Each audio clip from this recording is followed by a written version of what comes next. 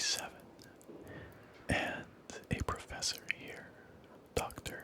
Henry Jones Jr., better known as Indiana Jones, is about to embark upon a grand adventure in Indiana Jones and the Great Circle. This game came out quite recently, and I had to try it out right away because not only am I a big fan of the Indiana Jones movies, have been ever since I was a youngster, but this game is pushing technological boundaries with some of the most stunning graphics and detailed environments I have ever seen. And today we are going to explore one of those environments quietly, slowly. There will be no whip cracking or Nazi punching here today. Instead, we're going to go on a relaxing tour of Marshall College's collections. You see, there is an entire museum that has been recreated. Well, not recreated because it doesn't really exist, but created within this game. And I was just blown away by the level of detail on display here. This is, as I alluded to, a fictional college, but I must imagine that the artifacts that they have populated this fictional museum with are very real, because they look so true to life. And like I said, the level of detail is stunning. For the record, this is very early in the game, so really not much in the way of spoilers. Well, I guess one minor spoiler, but it occurs within the first half hour of the game. So if you are extremely sensitive to spoilers, perhaps this video is not for you. But just know that this is very early on. So I thought we would start here, which is in the reception area for the collections here. You can see the front desk right here. Not only are the museum collections themselves beautifully rendered and outrageously detailed, but so are all the other objects and scenes in this environment. And even more so because this game is using full path tracing for its graphics, also known as full ray tracing. Path tracing is a technology that you might be familiar with from Cyberpunk 2077. It's a high-end graphics option available in that game.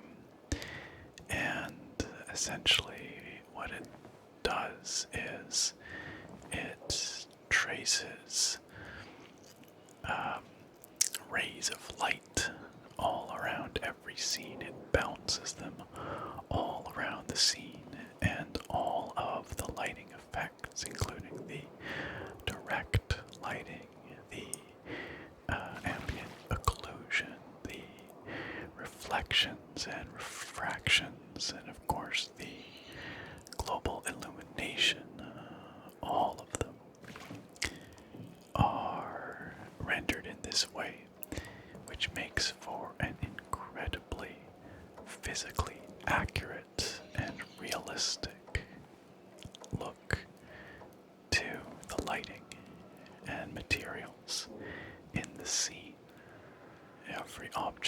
is properly shadowed and self-shadowed, and materials look true to life. Each object is properly situated within the scene. The right amount of bounce lighting and occlusion. It's quite remarkable. Even here, with these simple rocks in this display case, you can see each one has its own unique look to it. Unique physical properties to the surface of the materials, and the wood underneath is pitted and scratched with a worn varnish. And of course, shadows are accurately cast from the lights in the display case across the textured surface of each object, and the glass of the display case itself on top is a bit hazy and smudged. You can see it in the lighting. The light sources reveal that the glass is a little bit grimy, just as you might expect for a display case in a museum where people are leaning in to get a closer look, sticking their grimy hands all over the glass.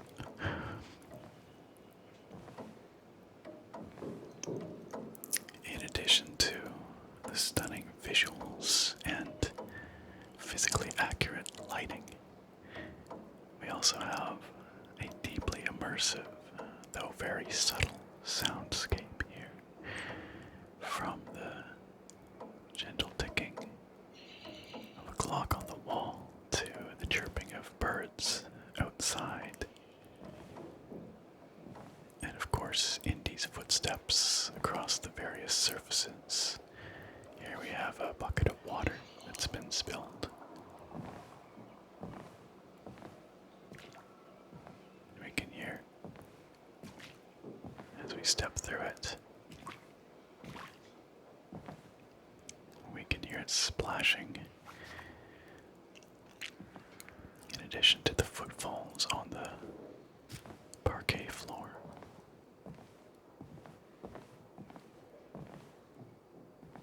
I know I said we were going to go look at museum objects, but even this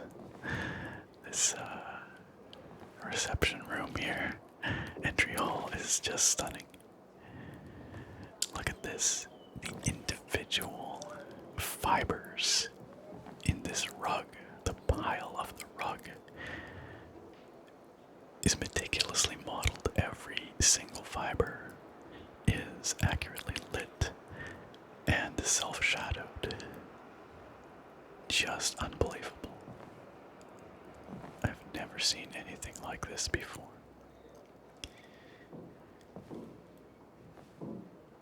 We have all kinds of fascinating things on the walls. It says here, for excellence in sedimentary geology, awarded to R.J. Adams. This appears to be some kind of image, maybe a daguerreotype of, I think, Nubian pyramids. That's what they look like to me. This appears to be an award for some kind of chess championship. We have drawings, all kinds of objects, artifacts on the walls.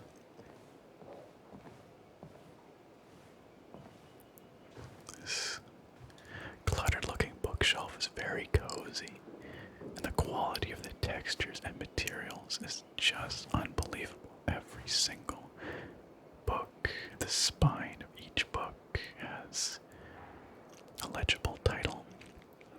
This here is a geology text. This one here says European folklore. This one says Booklore by A.R. Williams. And here we have the human mind. also an excellent example of the bounce lighting at work. You can see the sunlight streaming in from the windows in the main hall here. And look at this. In the glass panels of this door, the shadows from the leaves of the trees outside are projected and gently shimmering.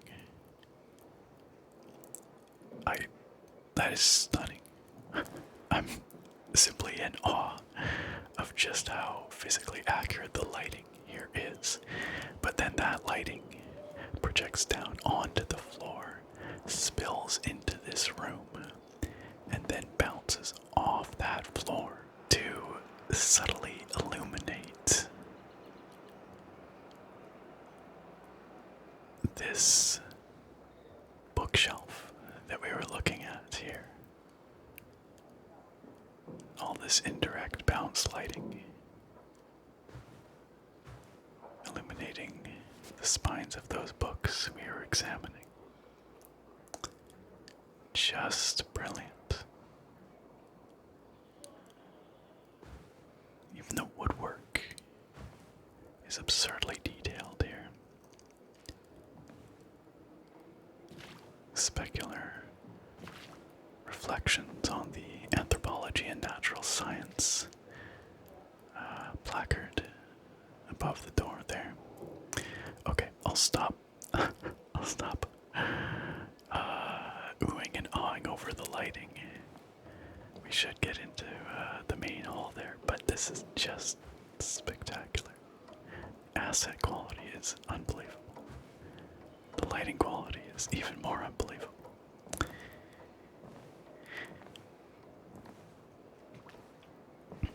What are these? Campus overview. It says here Marshall College 1937. Perhaps it's the beginning of the school year. I'm not sure what time of year it is, honestly.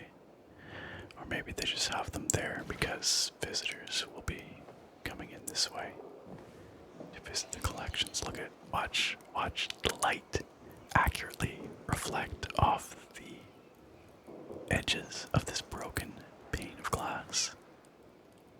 Reflect and refract through those breaks. So, as you can see, things are a bit of a mess here as we crunch on some broken glass. There was an unfortunate altercation here last night, and somebody came through and disrupted a lot of the collection, vandalized a lot of the display cases, and tossed about some priceless artifacts, which Dr. Jones Jr. is, of course, quite upset about. But there's a lot of amazing artifacts left in place as well. And as you've seen, the asset quality is so phenomenal that we can literally go about and read the placards, the little display notes for each and every artifact. And I have looked at some of them, but not all of them, so why don't we just poke around and see what we can find here? Maybe learn a bit while we're at it. Here we have some gorgeous vases. Let's read here. It says, China, divergence and commonalities. In the West, culture was cultivated from predominantly Christian or otherwise Abrahamic values. In the East, however, other religious practices shaped how society and people developed. Until the fall of the last Chinese dynasty 20 years ago. Remember, we're in 1937, so this is written from the perspective of someone in the 1930s. The country held faith in many unique religions, including Confucianism, Taoism, and a myriad of local superstitions. Yet, even in this most distant of lands, there are threads of myth,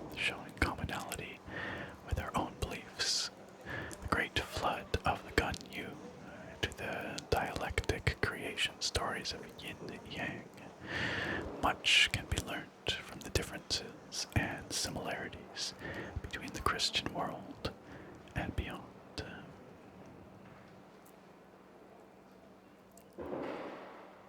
A lidded ritual Guang Yuer up here. Like I said, I suspect these must be real artifacts that were scanned in using photogrammetry, perhaps, to get the most realistic assets possible in terms of textures and the models themselves. This is a headrest with 3 lions. 3 lions, 2 ferocious adults, and 1 playful cub form the base of this Chinese headrest.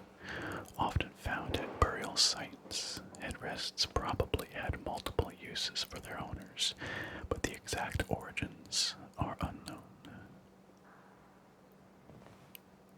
This piece up here is called Traveling in Autumn Mountains. In this mountain scene, an official riding a donkey is followed by his attendant, who carries an umbrella. They cross a rustic bridge over a waterfall. Above them, a similar group in smaller scale, as if in the far distance, crosses another bridge.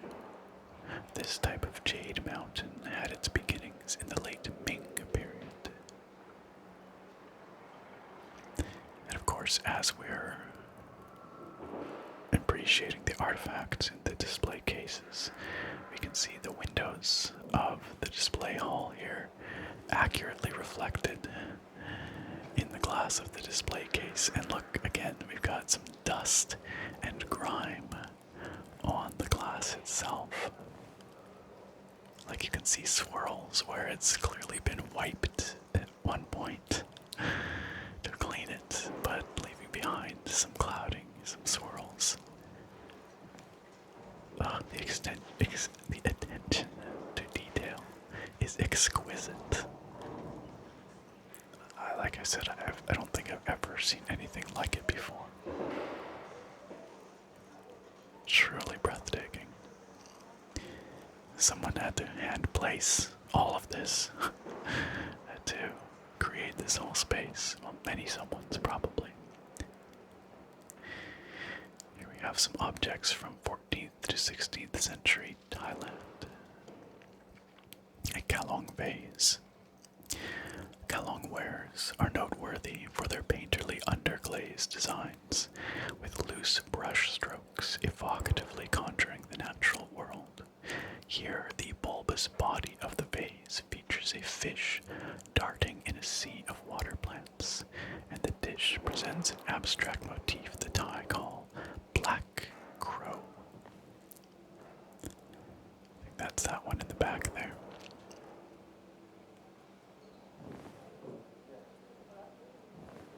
There's so much to see here. We could literally spend a couple of hours probably looking at all the objects in this fake museum. Look at this carved tusk.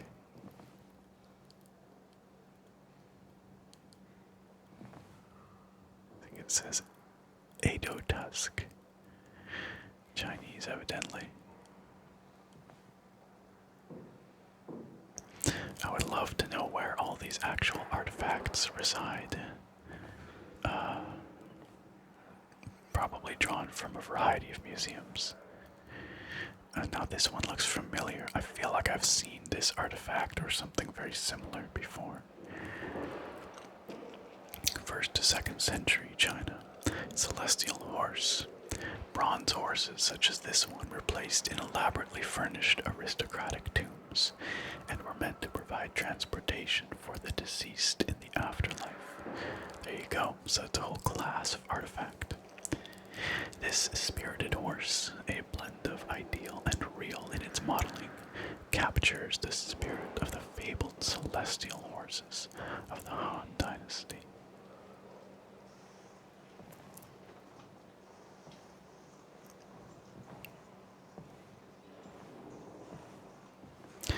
I wonder if all this text was written just for the game, or if it is indeed copied from real displays or historical displays of some kind.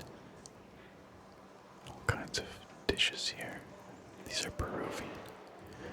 A burial mask.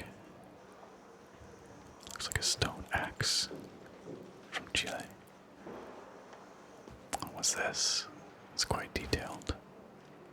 Inscribed wooden rongo tablets from Rapa Nui. Rapa Nui is... I could be totally wrong about this, but is Rapa Nui not Easter Island? I believe that's the case. Yeah, this is a South American display, it says.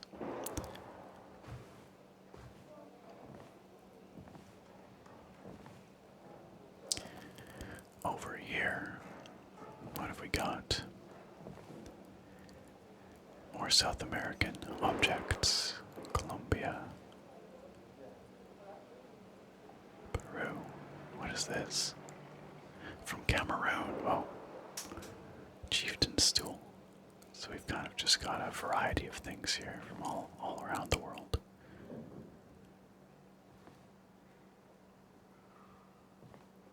And then this.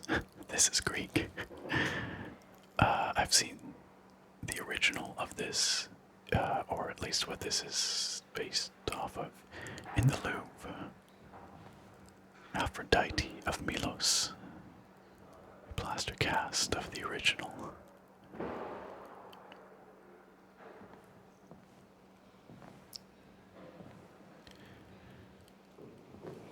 Some later century artifacts, or later millennium, I don't know, 17th century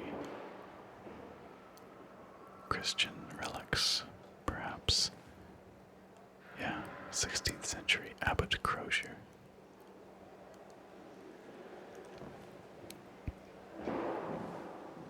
Christianity, power, and judgment. Within Christian societies, faith is often tied with the concept of justice. Sinners go to hell, while those who repent may spend eternity in heaven. Thus, God is positioned as an all-knowing and all-powerful judge, or more simply, as a father. Early Christian sculpture provides insight into how fear of judgment and power inspires traditions of reverence, of monks and priests echoing the quiet loyalty of the apostles, of Mary, the dutiful mother, or even of early Christian sects, now viewed as heretical, who saw the unlimited power of God as something that could be inherited and exploited by men. Okay, what's this? This is interesting. A Zeebrugge idol. No further information, though, as to where it's from, when, or what it is. Now I need to look that up to find out if it's a real thing, what the deal is. There's so much to see here. Look at this. This is spectacular. This looks maybe Assyrian or Sumerian. It's Assyrian. 9th century BC Assyria. A saluting protective spirit, masterfully executed with incised details and exaggerated musculature. This giant, fierce protective spirit raises his right hand in a ritual salute. His left hand grasps a branch bearing rosettes, perhaps a stylized date palm. Across the center of the relief are inscribed lines of Akkadian cuneiform, recounting military victories, conquests, plundered loot, and the reconstruction of the city. Yeah, they're not considering it, or they're not joking about the exaggerated musculature.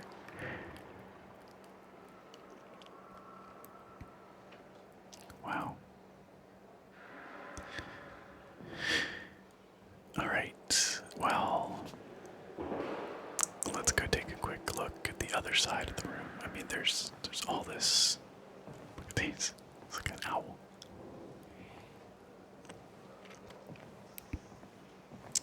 Some of these displays a little worse for wear. There's a European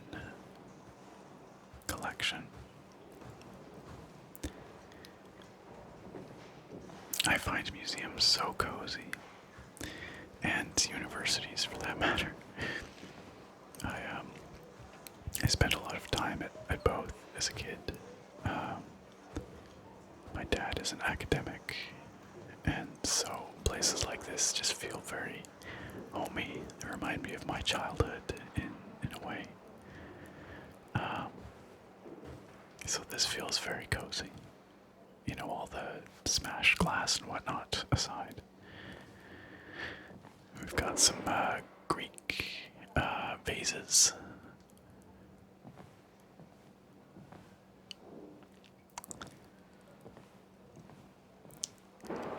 And here, so we've got a collection that encompasses both human history and biological history, because these are fossils of various kinds, but I see trilobites and ammonites. These are, of course, many hundreds of millions of years older than the human artifacts here. Cellular dolostone.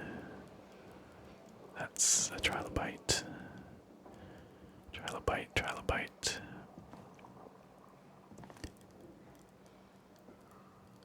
Don't know what that is. More trilobites. This is an ammonite. Now let's read what they have to say here. Fossils from the other side of apocalypse. Fossils are a record of the disasters and extinctions that our planet has suffered since its earliest days. Ice ages, floods, and volcanic eruptions have all been responsible for calamities that, at the time, must have seemed like the end of the world. The most well-known extinction was the one that killed the dinosaurs, yet science has yet to come to a consensus on its cause. I'm happy to say that in the 90 or so years since the time period of this game, we've more or less come to a consensus on the asteroid impact. Many have been suggested: an overabundance of cannibalism, a volcanic eruption, or perhaps the dinosaurs simply grew too big to survive. It is up to our next generation of academics to find the answer to conundrums such as these. Now I should say I am no paleontologist, no dinosaur expert. It's possible that the causes of the extinction of the dinosaurs are in fact still in question. But my understanding is that the science is pretty well settled that, at least if it was not the sole cause, the asteroid impact was the initiating factor that led to a cascade of causes, which ultimately doomed the dinosaurs. All manner of other fossils in here. Some lovely trilobites. I have some trilobite fossils myself, but none anywhere close to this spectacular. I have some ammonites as well. In fact, I did a video with my fossils. You can find it on the channel. That was a couple of years ago now. This looks to be a sarcophagus. Beautifully detailed on the interior, bare on the exterior.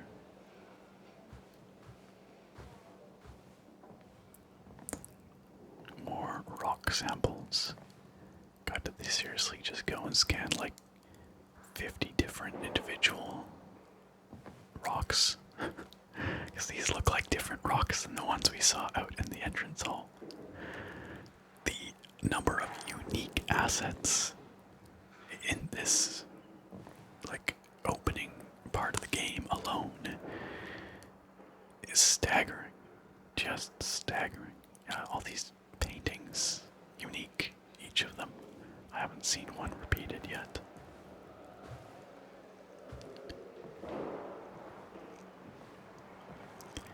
Osteology, so this will be bones. Bones of animals. It looks like maybe some people as well. I mean, people are animals too, you know what I mean though.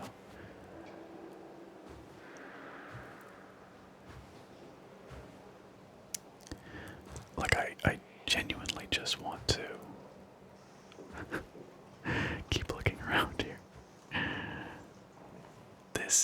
is winged hussar armor. It says right here, 17th century hussar armor. It's quite an eclectic collection spanning all manner of objects from vast swaths of time, but you know, that's actually somewhat realistic for a small college, right? They're not going to have an exhaustive collection of everything. It's just going to be a smattering of objects from a variety of different disciplines, so it kind of makes sense. Man, they really gotta clean this display case. This one's suffering. Janitors not doing their job. More bones. Yet more bones. Lots of skulls. Big excavation down below. Spinal column. Not sure what this is. Maybe a small mastodon or something. It's pretty tiny. I don't know. More unique paintings. Okay, we better move on to the next room. I really did not intend to spend quite this long here in each room, but check it out. Big, I wonder if those are megaloceros skulls. Like, giant Pleistocene caribou. Maybe. And these spectacular statues guarding the entrance to the Egyptology and Archeology Hall. We can learn about them. 883 to 859 BC, Assyria. A pair of guardian figures that were found flanking one of the entrances of the throne room of a Mesopotamian king. Stone mythological guardians, sculpted in relief or in the round, were often placed at gateways to ancient Mesopotamian palaces to protect them from demonic forces. I believe that these guys could protect me from demonic forces, yeah. Check out the beards. How could they not? Alright, into the next room. This one is even worse off. Many tables have been entirely smashed by the looks of it. But there are nevertheless abundant Egyptian artifacts to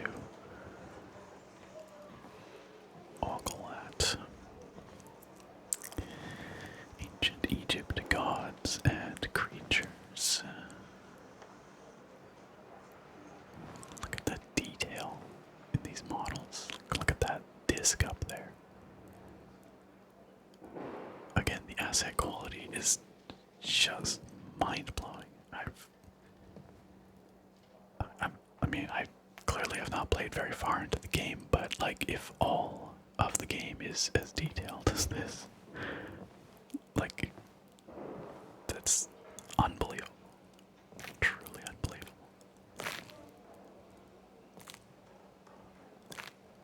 What's this thing here? Oh, it's a lamp. Cool.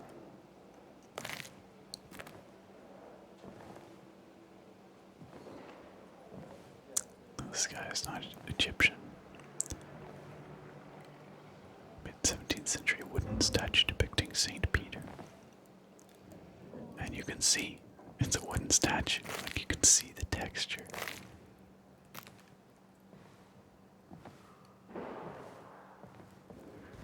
We've got a sarcophagus over here.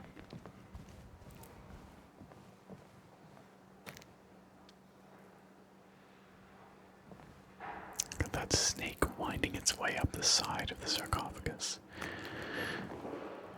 Decorated sarcophagus from El Hiba.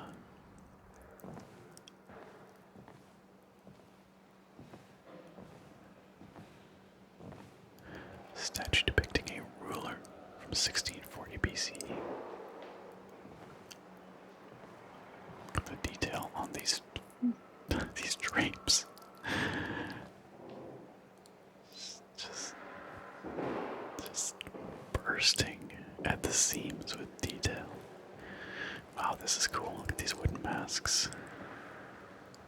16th century Africa. A continent of culture.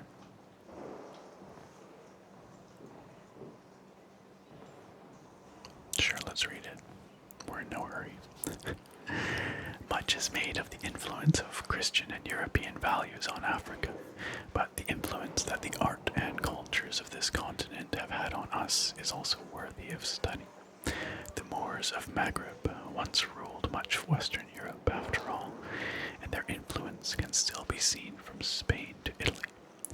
Even now, the traditional art of the continent has been said to influence contemporary Western artists, such as Max Weber and Pablo Picasso. Recent archaeological evidence has suggested that all humanity could have originated from Africa. Food for thought, perhaps, for those willing to dismiss the continent's relevance. That has been borne out.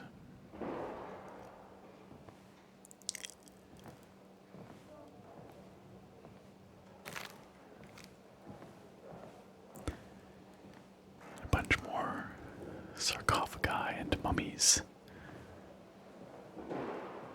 There's a mummy. Those reflections of the exterior just get me every time. It looks so good. It's so true to life. The verisimilitude of the presentation of this game is tremendous. Again, when you have that path tracing, those rays bouncing around, calculating all the lighting effects, you get this remarkably consistent image. Remarkably physically accurate image.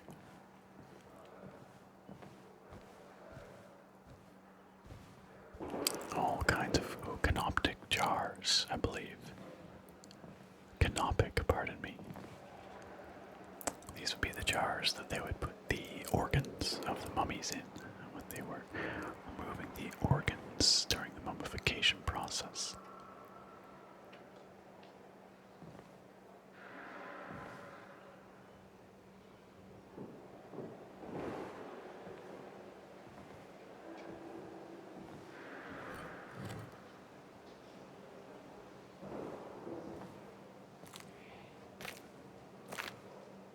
Fragment of an ancient Egyptian temple wall.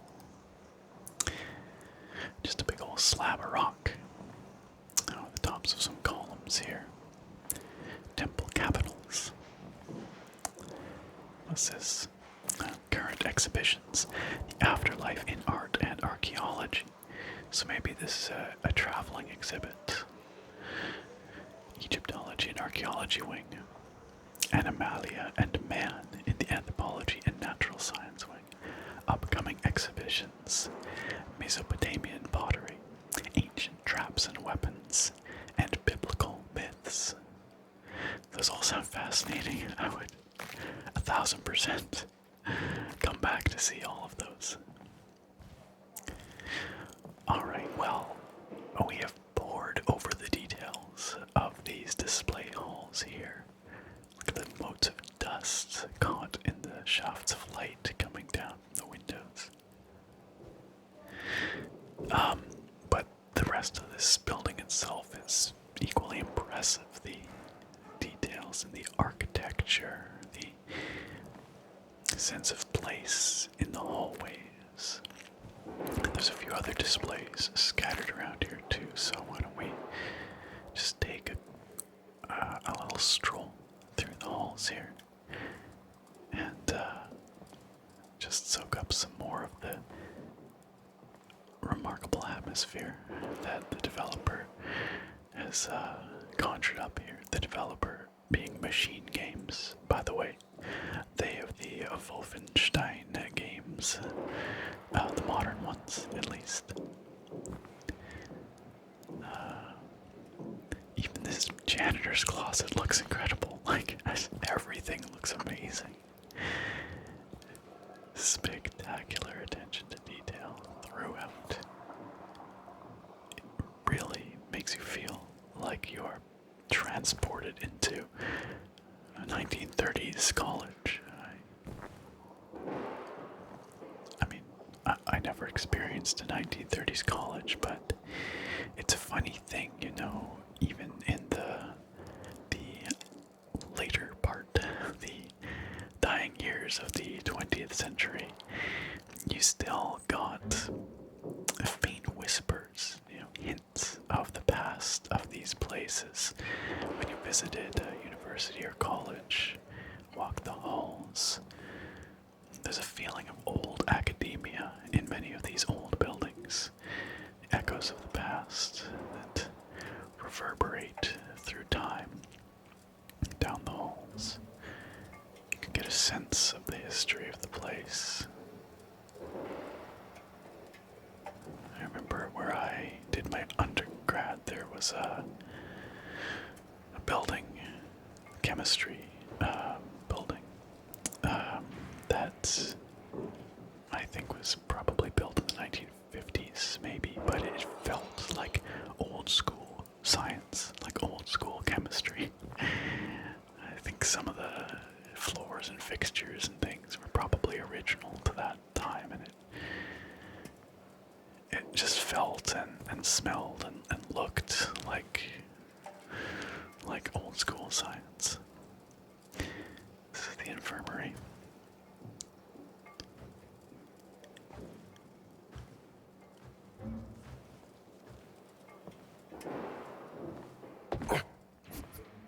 Just casually walk up onto the chair by accident. I mean, tremendous detail in all of the signage up here, the flyers. We got a theater group, radio, student radio, life drawing classes, ooh la la, oh, scandalous. A debate club, football, chess club,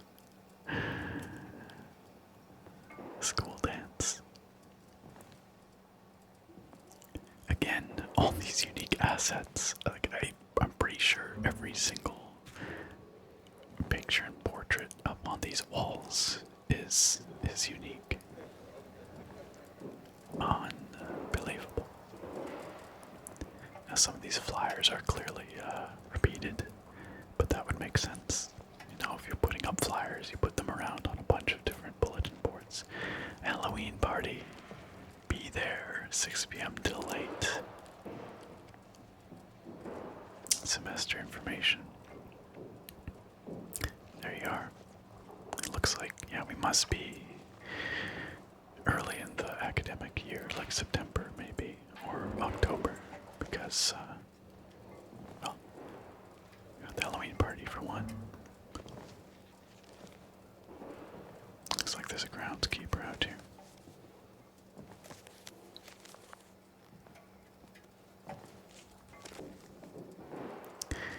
This is a cozy little corner, isn't it?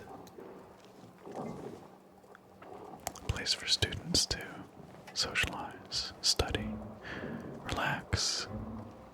I can almost smell the old books, the wood of all the paneling, the mahogany of the bookshelves, the dust, the upholstery, the sense of place that is conjured here is tremendous. Tremendous. And once again, like every single one of these pictures, I'm pretty sure is unique. Now, I haven't gone around and cataloged every single one here, but they sure look to be.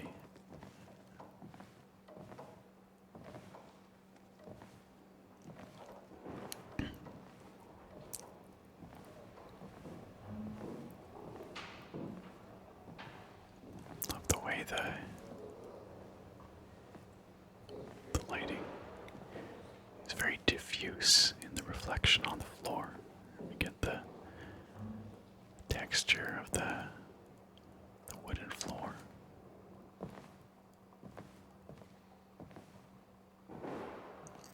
Beautiful materials.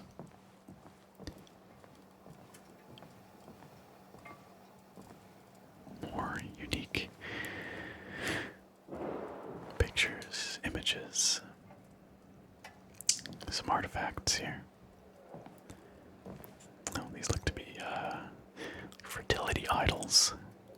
They're thick.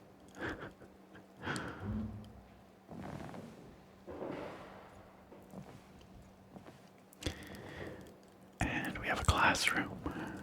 It's implied that this is where Indy teaches, where he lectures. Antediluvian material found at Site 2. So you've got a sketch of a Sumerian dig from 1931 here on the chalkboard. Got a compound microscope on his desk. We've got a very rotund owl vessel. What looks to be some Mesoamerican figurines. A shell, a conch of some kind. A very thick book. What it is about, I'm not sure, but I bet you we can read the spine. Let's take a look.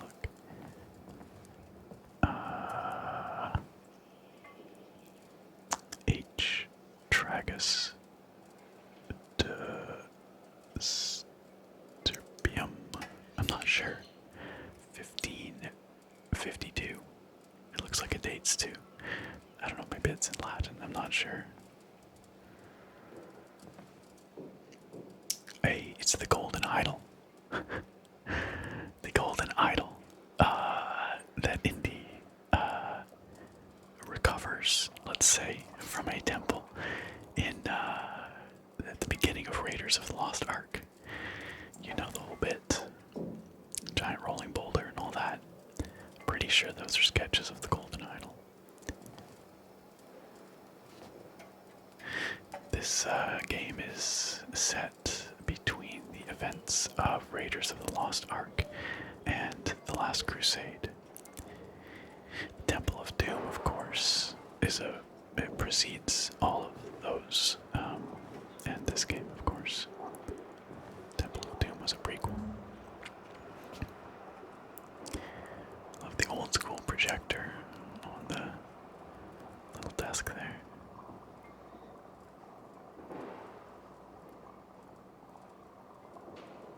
Like, this is pretty darn near photorealism.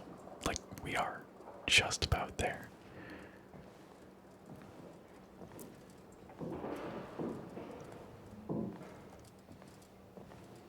Just the subtlety of the lighting.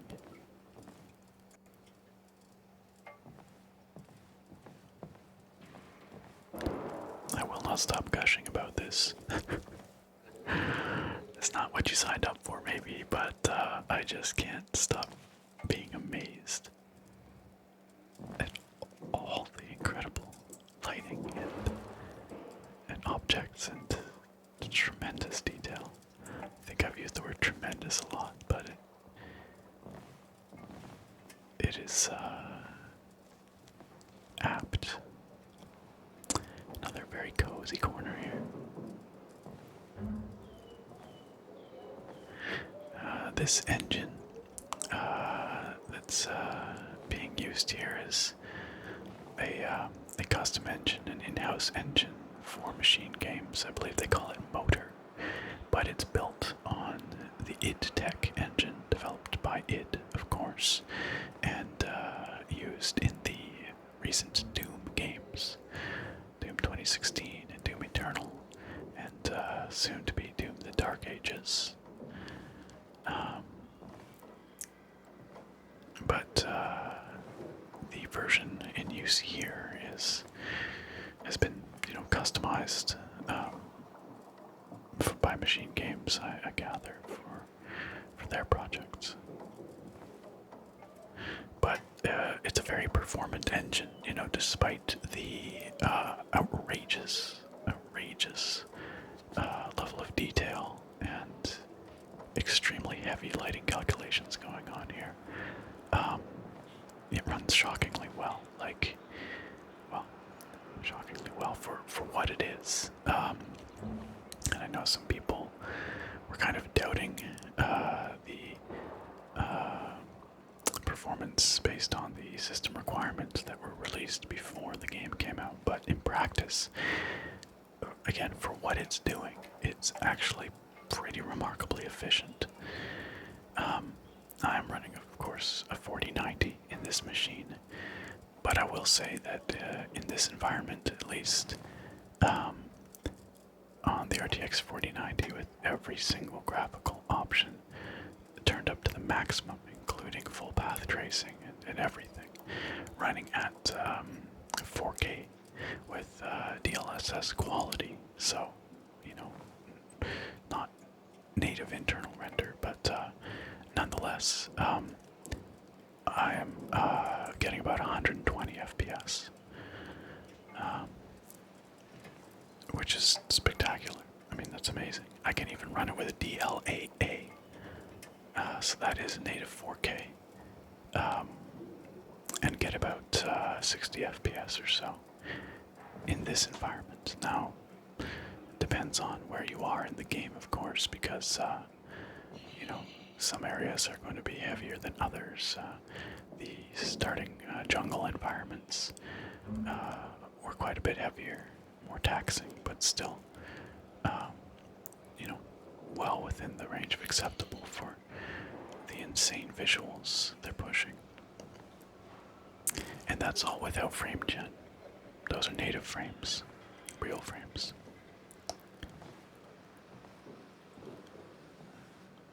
Really cool technology.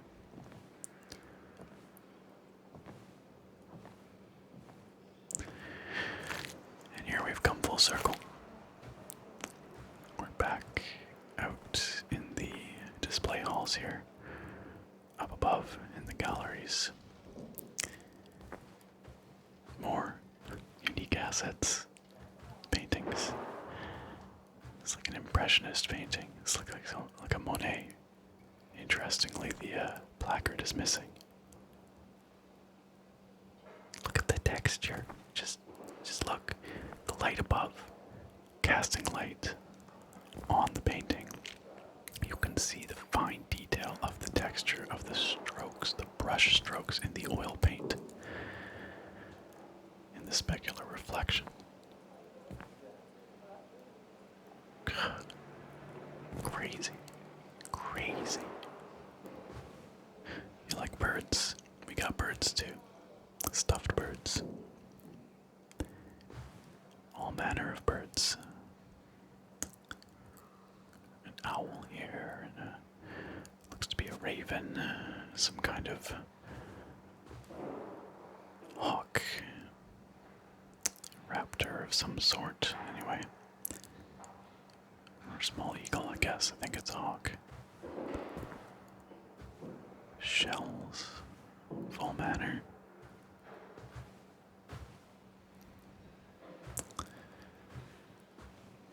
Listen to the footsteps on the plush carpet.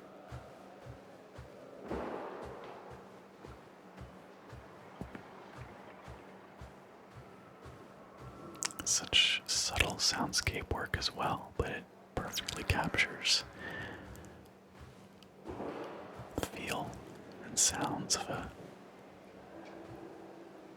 quiet, austere, academic institution. More gorgeous paintings. I also just love the way this marble looks as a material. The way it bounces light. The soft sheen.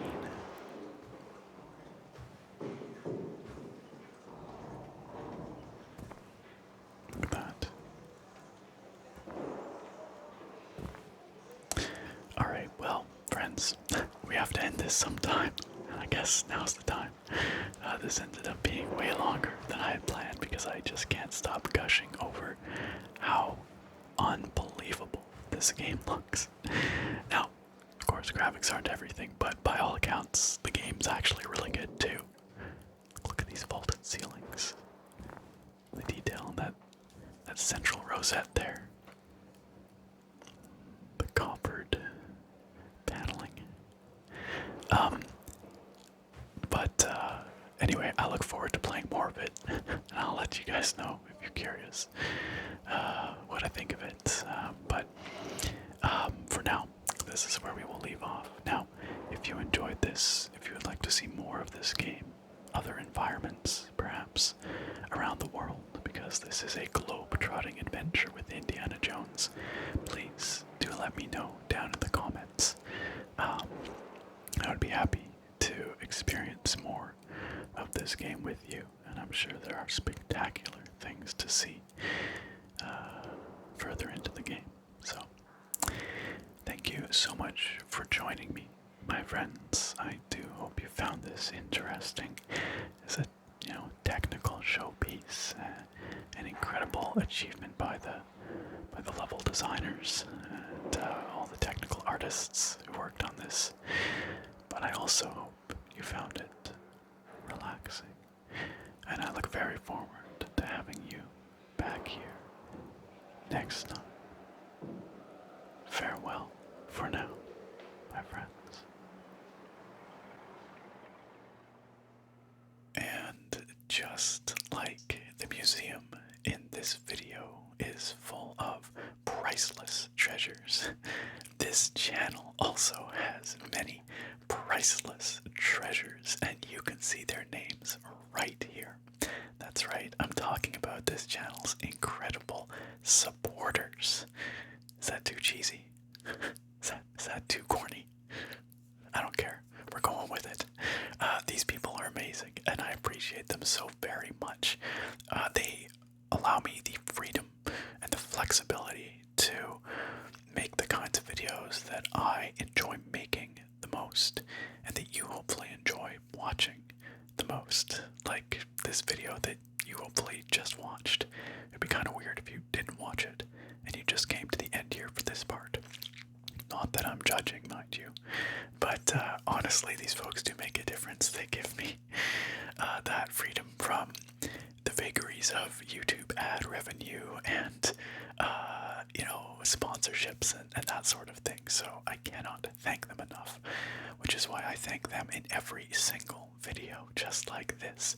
And if you, dear viewer or listener, would like to join their ranks, earn my eternal gratitude, and get some fun perks while you're at it, you can find some links down below at the top of the video description. Both Patreon and YouTube get equivalent perks, and there are 3 tiers available, and I'm sure you can find a tier that is right for you. One of those tiers is the Mighty Fusro Da tier, and those amazing individuals get their names read out in a special spoken thank you in every single video. And you are about to hear those names right now. Starting with Drummer Brit, Jake Luffney, Odinson, Smitty, Alien Test Subject X59ZY or ZY if you're Canadian, aka Captain Vanquisher, Joe, Ragnar or Ragnarsson, and Brucey B3D Buchner. Incredible individuals. As I said, I cannot thank them enough for their super generous support of this channel and this content. Once again, a big, sincere, massive thank you to all this channel's amazing supporters, our priceless treasures.